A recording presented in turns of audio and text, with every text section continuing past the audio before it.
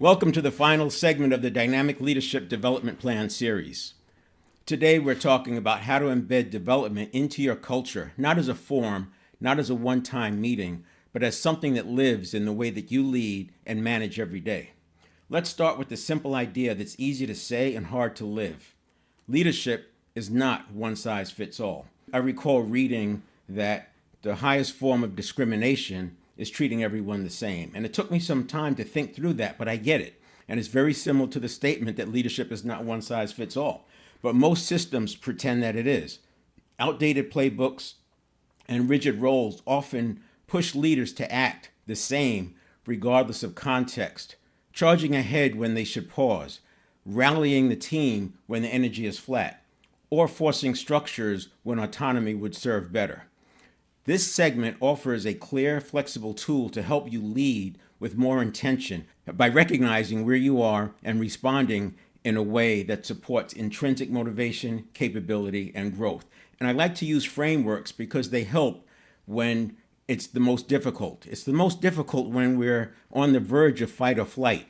And with the VUCA environment that's going on, I'm recording this in April of 2025 in the US, there's so much going on that the volatility, uncertainty, complexity, and ambiguity can rise to that level where we're always on edge. Well, when we're on edge, we tend to go with survival reactions instead of well thought out plans or going back to our strategy. We react. And those reactions, if the reaction then equals the response, which then equals the action, then we're operating out of the past, out of the associations of what worked in the past, but we're in a new situation now. That's why I like to use frameworks, and I'll introduce one today to help you with making sure that we're living the development plans.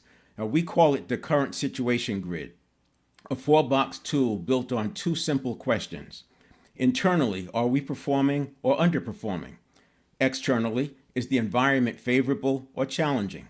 That's it. 2 dimensions, 4 combinations, but it opens the door to smarter, more aligned conversations. This works whether you're looking at an individual, a team, a department, or the entire organization. It gives language to what you might already feel, but may not be saying out loud. Here's why this matters. Let's say a team is hitting their numbers in a favorable market. Great, but it's worth asking, are we building capability or just riding momentum? Or maybe a team is performing well despite tough conditions. Maybe there's turnover, supply chain disruptions, or market shifts. That's not just success, it's resilience. Now that's where multiplier behavior shows up.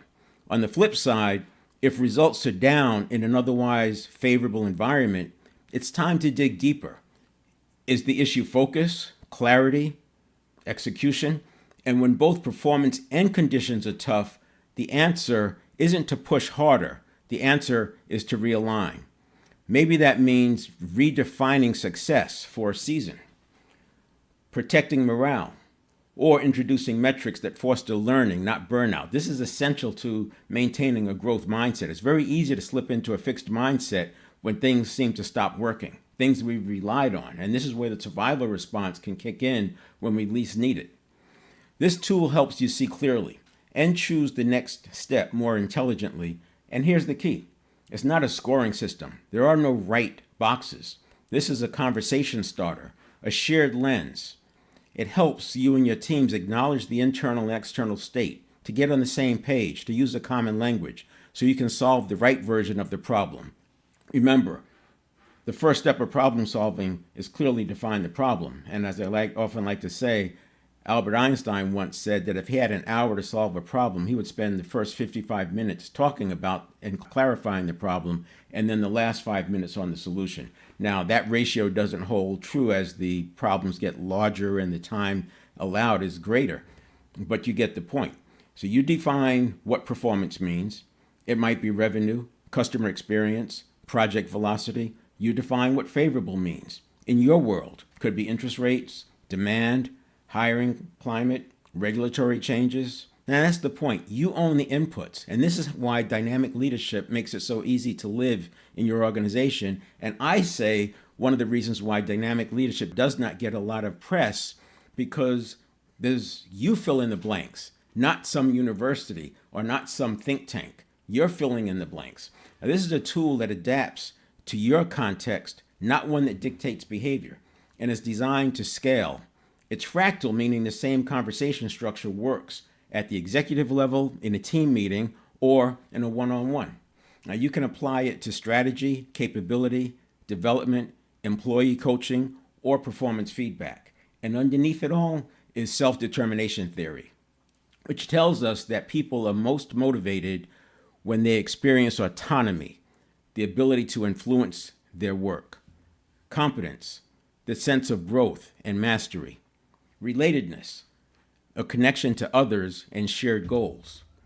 When leaders ignore these drivers, especially under stress, we often shift into diminisher behaviors. We try to control when what's needed is support.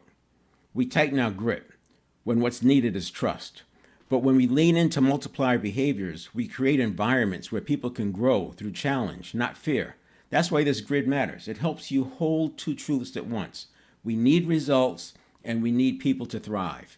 As we move forward, we'll look at how to apply this framework in practice. We'll revisit the multiplier versus diminisher mindset, review the feedback model from earlier segments, and connect this framework to personality styles and motivation, because in the end, leadership is less about knowing what to do and more about knowing how to think, how to see clearly, and how to respond. You don't need more resources, you need more resourcefulness. And that starts with seeing your current situation, then choosing the next step with clarity. So let's get into it. I'm going to go to the pad, this 4-grid current situation. And the reason this makes sense is because when I first learned about the SWOT analysis decades ago, right? I mean, you do a SWOT analysis and it didn't change. First of all, it was more of a manufacturing environment, less of a technology environment, but the SWOT analysis didn't change very much, right? So a few years later, that SWOT analysis still held, because manufacturing, it tends to move slowly. And, the leaders tended to last for years, sometimes decades, the top people in your industry or in your sector.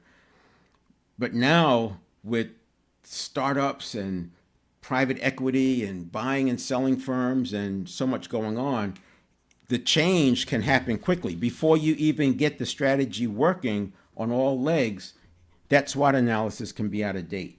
So the 4-grid situation is this. We have performing. How are we doing? Are we doing what we should be? Are our results where they should be? And you choose the metrics. You choose the KPIs. You choose the hierarchy. Is growth more than profit? Is profit more important than growth? And then the next one, obviously, we would have underperforming. Now, the metrics, the measures could be the same, but I would introduce a how, right? The conversation we're in is getting your development, your leadership development to live, embedding it into your culture, into how you run your organization. And in the development plans, we talked about the what is the result, and the how is how we get that result, which means how is a part of the conversation. We don't want to be an organization that results by any means necessary, because this is where you get cutting corners. This is where you get shoddy, poor quality, potentially short-term thinking, expediency, and these things don't age well when it comes to having people thrive in the organization. So I would, regardless of what metrics you put up here, I would definitely put a how, because we don't want to improve the results and miss the importance of the how. And then we have the environment. So this would be internal, and this is external. And we have to consider the environment. Is it favorable? Again, you fill in the blanks, right? If you're selling capital, if it's capital equipment, maybe it's what's going on with the interest rates? What are the competitors doing? What is pricing doing? Is there a new trend coming up? So is it favorable or is it challenging? Now, this is not to say that if it's challenging, we excuse the results. That's not how this goes. I would say that when you look at self-determination theory, relatedness, people want to be seen. It's important to acknowledge, when you're talking about results, it's important to acknowledge that the environment is challenging. You don't want to just gloss over that and launch into talking to the person about where they're deficient. You want to acknowledge it, and then you can pivot the conversation to things along the lines of innovation or getting other people in the boat or trying trial and error or starting some skunk works, maybe getting out there and talking to customers, finding out what's going on. You have to get more information because in challenging environments, there's often opportunities, right? This is a shift. Things are shifting. And the early adopters or the people who get in there early can get the opportunity. This is, the saying that you never let a crisis go unused. It's kind of like that. So we want to know, are we in a favorable environment or a challenging environment? And then these are the ones we want to watch for. If it's a favorable environment and the person's underperforming, this is not a good sign. You may have a mismatch here. Maybe they're in the wrong position. Maybe something's going on. You got to find out what's happening. On the contrary, if you have a challenging situation and a high performer, you likely have somebody who's really leaning into the multiplier type behavior. So this is important. I mentioned this underperforming in a favorable environment. They might have challenges going on internally, but there's something else that could be happening. And this is why I recommend doing 360s. Now there's formal 360s that are facilitated. That's at one end of the continuum. And then you can have half and half. You can have a formal 360, but you facilitate it in-house. If you have an HR department, they would take a role with that, of course. But you can do a dynamic 360 at any time, and it's called start, stop, continue. In my opinion, this is underrated. So what you do, here's how it works. At the beginning of your checkpoint meeting or when you're setting up the checkpoint meeting, let them know as part of the meeting, you do want to get some ideas about how we can improve things around here. And the connection could be, it's a VUCA environment, right? Volatility, uncertainty, complexity, ambiguity. Things are changing all the time. We're sure there's some opportunities. Maybe some doors are open, were closed before. Maybe there's some new opportunities. Maybe our capital position makes it possible to take on some things that maybe technology has made it. There's a lot of context for why to ask the people on the front line or your direct reports for ideas about what you can do to move the action forward. So it goes like this. In the context of being a high-performing organization, either me as the leader or the leadership team, what are some things that you think, in your opinion, that we should start doing to move further towards being high-performing? And listen. Don't defend. Just listen. Maybe take a note or two, but you want to be watching them. You want to make sure you're listening and hearing and sending signals that this is okay, that you're okay. Yes, you can go down that path. Yes, you can criticize me. It's a safe space.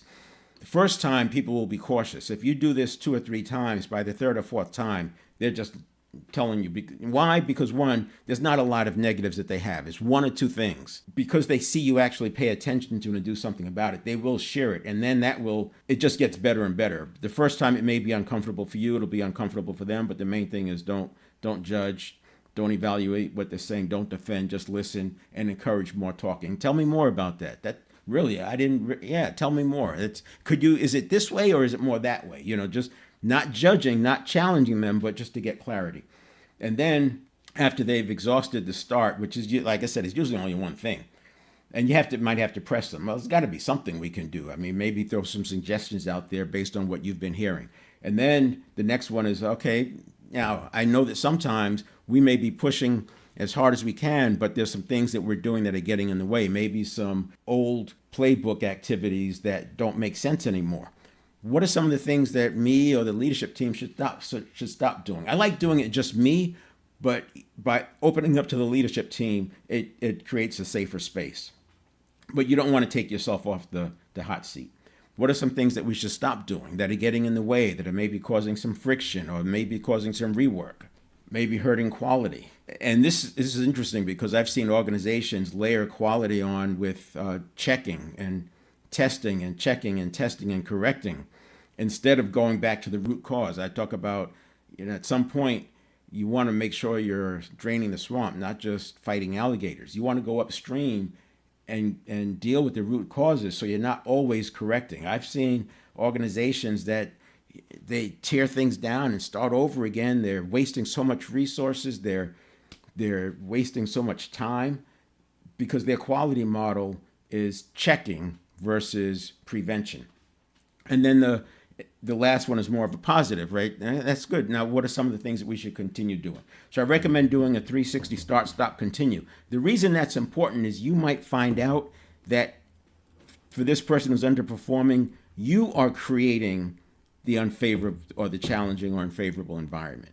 I would do it for these folks too, because you can always learn something. But isn't it interesting if you find out that you are causing the challenges and you are the reason for their underperformance? You may not be 100% the reason, but if you're in that chain and you're early in the chain, you may want to hold off on what you were going to say. And that does happen. You'll experience that. And that's a good thing. That's the start, stop, continue. Now what I want to do is take a look at the multipliers in diminisher behavior. This is from the book Multipliers. It's a great book, Susan Weisman. I recommend reading it along with Good to Great and Great by Choice. There's no need to reinvent the wheel. These books, Good to Great, Great by Choice, and Multipliers, the first two are by Jim Collins. This one's by Susan Weisman.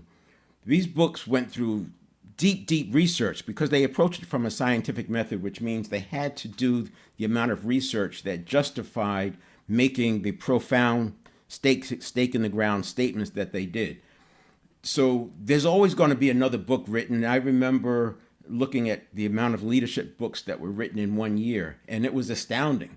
And how do you get your head wrapped around that? But if you go back to books that follow this much research, and when you consider the VUCA environment that we're in, when you put those things together, you recognize that these books are as good as principles, because we can't adjust for every single hiccup or blip that occurs, especially in an environment like today. But if you follow the idea of simple, methodical, and consistency, which is in Great by Choice, you want to make sure that you're following something that you can rely on. You don't want to have to second guess whether or not you're following the right things. And that's where these books, Multiplier, Good to Great, and Great by Choice comes in. So that's why I wanted to share with you this as a reminder, the difference between multipliers and diminishers. The book goes deep into this, but she looks at the multiplier versus diminisher through multiple lenses or in different settings. And this is sort of a soundbite out of it. Multipliers, they're talent magnets. They attract great talent. All recruiters are not the same. And, sometimes we outsource things. There's a saying I like to say, make sure we're effective first and then work on being efficient. Too often companies will do something like they'll decide to outsource the recruiting, and they might outsource everything from initial contact all the way to just before selection. I would say that it makes sense to outsource at the beginning of the funnel, but somewhere in the middle, we want to make sure that we're engaged so that we're talking to these people, they're getting a chance to see our model of the world, to hear our vision. This is where we can attract that great talent. The recruiter may not get to that great talent. So that's an important thing. Remember, a lot of your great talent is not out there looking for a new job. I don't want to say hiding, but they're happily working.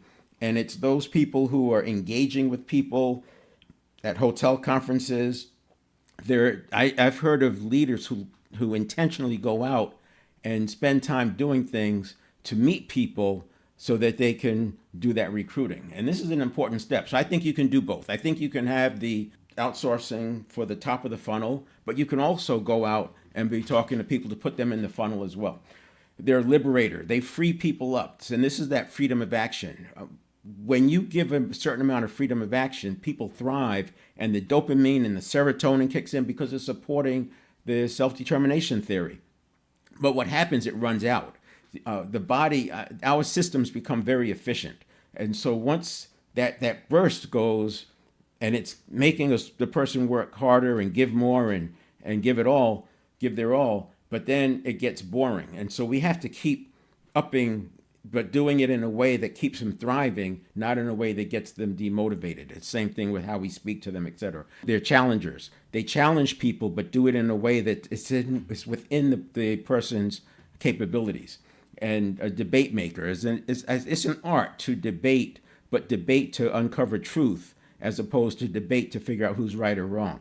I like to approach it from the standpoint of, if you and I disagree, then if you disagree with me, then I disagree with me until we figure out which one of us is missing something. And that's a powerful place to come from, because it gets into this conversation and you're giving and taking. And usually out of a good conversation like that, you arrive at one of those 3 + 3 = 9 kind of situations. And then they're an investor. They're investing in people. I still remember when this was FedEx first came out, goes back way back to the 80s, and they were like guaranteeing overnight. And you know, startups are real scrappy, and they're trying to make it happen, and they don't want to miss anything. And in the beginning days, FedEx didn't have all the infrastructure around, and this manager hired a helicopter because there was some problem. I don't remember if it was a truck that broke down or something, but he hired a helicopter to get the packages there. It was like a $10,000 bill. That tells you how long ago it was. The manager thought he was going to get fired, and the president, why would I fire you? I just made a $10,000 investment in you. And that always stuck with me, because we have to be able to look at mistakes and problems as investments. And there's a slide I'll show you in a few minutes that speaks to that. The bottom part, a multiplier is a leader who amplifies the intelligence, capability, and potential of their team, creating an environment where people thrive, contribute their best, and achieve extraordinary results. That's a very dynamic situation there. This is not okay, let me do it and check that box and know I'm doing it. This is a way of life. This is a way of living. That's why dynamic leadership aligns with it so well. The name dynamic says it all. And then diminishers, they're looking at building their empire. They may be tyrants. I don't have any stress, I give stress, that kind of thing. If I want your opinion, I'll give it to you. They're know-it-alls. They make the decisions, the micromanager, and they don't realize they're doing it. And sometimes this happens out of a survival response. And I encourage you as leaders and owners to start recognizing survival responses around you as well as your own. And it goes like this. If you're in a solid physiological state of being and you're in a solid cognitive state of being and you get bad news, you can handle it with grace. But if you're already like on edge, and that bad news comes in, it can trip us into fight or flight, and it happens very, very quickly. And it's a survival reaction because it's life or death. It treats that bad thing as a tiger on the Serengeti, and that means life or death. So even though it's something that's easily solvable, it just needs some attention and time, we go at it like it's life and death, and then everything is just bad. And now we're attacking the person who told us, not because we want to attack them, but because our energy is up, our intensity is up, and it goes at them full force. And they receive it as, wow, they're really mad at me, and all they were the messenger. So you want to recognize that in yourself and others. Now, the interesting part is once that fight or flight happens, it becomes a neurobiological event. You have the cortisol flowing through, you're prepared to release the adrenaline, and maybe the adrenaline is already coming. It takes time to wind down from that. So you may want to excuse yourself. Hey, look, we're going to have to look at this, but let's come back and take a look at it. Let's meet at 10:30, whatever. Giving yourself that time to pause, do some deep breathing on your own, and then approach it more from a conscious mind standpoint. When you get into fight or flight, what happens next is a survival reaction. And that reaction is based on what's worked in the past. And often what's worked in the past is totally wrong for what we need today. And that's where the attack comes, or the withdrawal, or the screaming, or the control. All of these things are survival reactions. And what you don't want is for your survival reaction to equal your response. And if it equals the response, it's very likely the response will lead to an action that matches, and that's where you have some problems. So you still have an opportunity to stop it at that response level. And so instead of responding with, here's what we're going to do, the response is, hey, let's get back together and talk about this. Let's get so-and-so and so-and-so in the room. And that gives you a chance to calm down.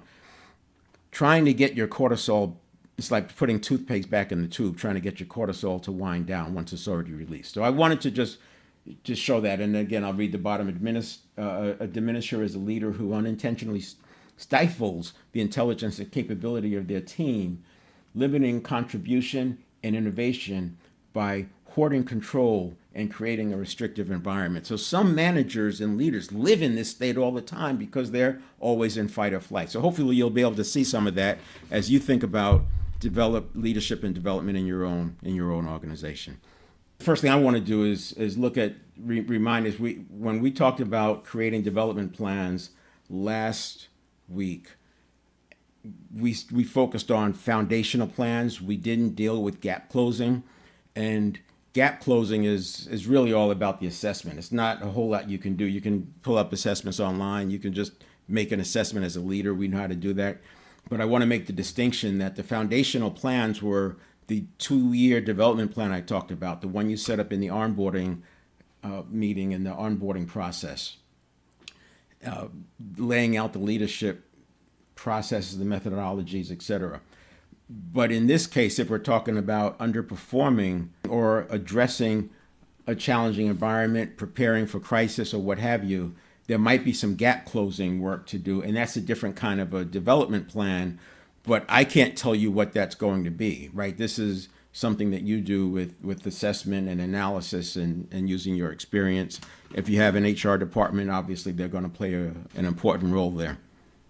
This slide was from last week. So here we had the proficiency levels, skill maturity and scaling, where and everybody doesn't need to be at mastery, right? Are they completely unaware of it? Well, there's some development. Are they aware but not capable? There's some development. Are they skilled? Are they capable but not skilled? They're able to do it, but they can't do it in a tense environment, or they can't do it in this particular situation, whatever. Maybe a person knows how to sell one-on-one, but they're not doing a good job selling to a group. Different things, right? And then the trainer and coach is more dependent upon what your organization needs. We talked about the cone of focus, and the cone of focus was the choosing your strategic direction, the vision, the mission, the goals, as you can see there, and where are we going, where are we heading, and then avoiding or ignoring the opportunities and the threats. That's the VUCA that's always going to be there, of ignoring those things, not completely, but you're aware, but you're not going to adjust to every single thing. You know, that's the deal here, right? If you think about the good to great companies and the great by choice, especially the ones that endured through the financial crisis, they focused on simple, methodical, and consistent. They didn't worry about chasing every single thing. The example of Southwest, they went with all 737s. All their planes were 737s, so they didn't have to worry about which pilots were trained to which flights. They didn't have to worry about is the simulator available? What about parts? All that. It was just one airplane. It made it very easy managing the in and out, all of that, you know. So you get it. And I think every business needs to think through that. And we talked about this cone of focus, that it gets wide, right? So you have to reset and bring it back in every year or so. You're going to come back and revisit and tighten it up a little bit. And then I have down on the bottom operating model and your business model. So you need both of those. The business model may stay the same, right? But as things change rapidly, it's the operating model that changes. You can keep the same. Sometimes the business model has to change, right? I mean, look at Netflix and Blockbuster. The business model changed. But there are times when you can keep the same business model and you just change the operating model to adjust.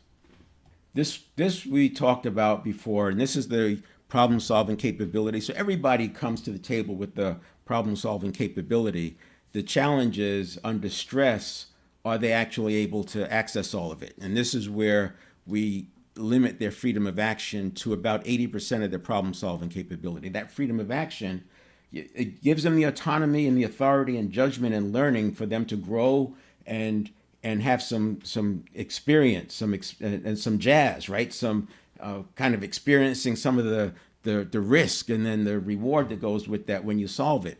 But when they get above that 80%, we want to make sure they're getting us in the boat. So this involved here is they get you as the leader in the boat with them. Doesn't mean you're going to row the boat. It doesn't mean you're going to guide the boat, but you're letting them know to look out for that thing and watch out for this. And there's a risk over here that you may need to pivot around.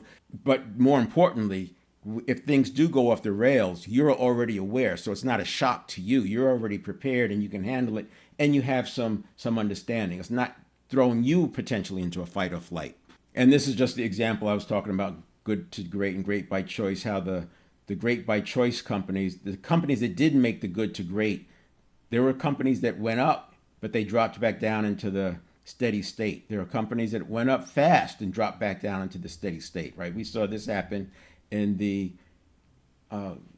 dot-com bubble. You're going to see this happen with artificial intelligence. As everyone's trying to do different things, a few companies will come back into the norm. But then the few, they find the hedgehog concept, the flywheel, the simple, methodical, and consistent, the 20-mile march. That's what this is representing. And I covered these in more depth. So this is the fourth segment, and this is in, I believe it's segment 2. So you can go back and watch that. It's still in my LinkedIn Live area, events section.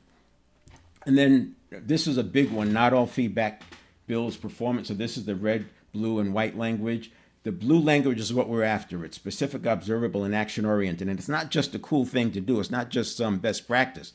This actually taps into dopamine and serotonin. And in probably every series I do, I talk about the neuroscience of it. Why? Because the brain is over 100,000 years old. Some parts of it are a million years old, apparently. But it's going to be there for a while, right? It's not going to change. It's probably not going to change in my lifetime. So understanding how dopamine actually makes us do the things that we do and why serotonin spikes make us take on more and why serotonin dips can throw us into a fixed mindset. Understanding that allows you to navigate unfamiliar situations like you're familiar with it. Why? Because you're dealing with fear and the self-interest that's always going on, and you see the patterns and it starts to look the same. So the blue language, by making it observable, action-oriented, and specific, it attaches the feedback to the task and what they were doing or what they did or didn't do, instead of to me. If I use red language, the good feelings or bad feelings that come out of the feedback, they get attached to the leader, and then it's this thing like, when the leader's around, I'm going to behave, and when they're not around, then I'll not. But when you use blue language, you attach it to the task, and it reinforces it because the dopamine likes to get that hit, and it knows that when it does the right thing, it's going to get a hit. Just like Pavlov's dogs, you ring the bell, and they salivate because the bell is associated with the food. And then the white language, this is not what we want to be doing. White language is describing what is not there, and so there's no way you're really going to develop by focusing on what's not there. Blue language, there's other things. Blue language, there's situation, behavior, and impact, and nonviolent communication. So these are tools that you can use if things get off the rails. But blue language is the core when it comes to feedback, and situation, behavior, impact can be used to enhance it, and nonviolent communication can be used when things go off the rails. So again, you can go back to those early sessions. You can look those both up on the internet and get more information than you'll ever want. You also talked about the 4-style grid. Remember, if you're working with a thinker and they're in a sales position, it's not going to come as naturally to them perhaps as a socializer would. Right? The extroverted people are going to naturally do better in sales, but it doesn't mean that thinkers can't do well. It's just going to be different. So you want to be aware of that. And then the other thing that shows up on this slide is that the director and the relator, these have natural tension because they don't have the indirect or people-oriented in common. And the thinker and the socializer have natural tension because they don't have the directness and the people-oriented in common. So the point here is that when you don't have one of the dimensions in common, there's going to be natural stress, and just trying to communicate gets harder. You can also see that happening in Myers-Briggs with the N and the S, the intuitor and the sensor. That's the biggest area of breakdown in business. The N likes the big picture first, the S likes the concrete and detail first. They both can handle each equally, but it's which one they like first. If you can get to the point where you're able to be fluid and introduce things like that when you're talking to them, then you'll start to see the power of looking at the leadership and leadership development in the context of how the brain works. Without getting in deep into neuroscience, it's just learning a few things to give you the ability to leverage it. So there's your blue language, your situation, behavior, impact, and your nonviolent communication explained. And nonviolent communication is something you may want to role play with your senior staff, especially if there's like volatile environments or a lot of negative activity going on. Nonviolent communication is a good place to start. This is the last of the series. Or what we wanted to do was be able to identify and build development plans, identify the needs for the development plan, and I laid it out for a two-year timeline. Then we talked about developing them. How do you create the plans? And it's basically what your organization needs. But I provided some frameworks and some ways to think about it. But you know what your leaders need for that next level. Don't wait until the promotion is there to develop them. Start developing it early, and you're going to find that you're in much better position. You can also delegate things like dealing with the government agencies, et cetera, or maybe having some people step in and helping marketing or sales to build those skills. And then this one today was about the making it live. And it's really this framework of internal and external looking at it. It's sort of like, in a way, it's like the SWOT, where you're looking at strengths and weaknesses, opportunities and threats. But this is more of a dynamic view, right? The SWOT analysis is a point in time. This one is dynamic. It's always looking at how has it changed. One thing you want to watch out for is changing the strategy or changing the operating model and saying that's the thing we need to fix when you're already deviating from it 50% of the time. If you're already deviating from the operating model 50% of the time, I would say it's probably better to get some control over that deviation before changing the operating model. Otherwise, you're chasing a moving target. So that's it there. We'll come back, take a couple of weeks off from these live events, and then we'll come back and start talking about innovation. So stay tuned. You'll see those showing up on my events section. All right. Take care.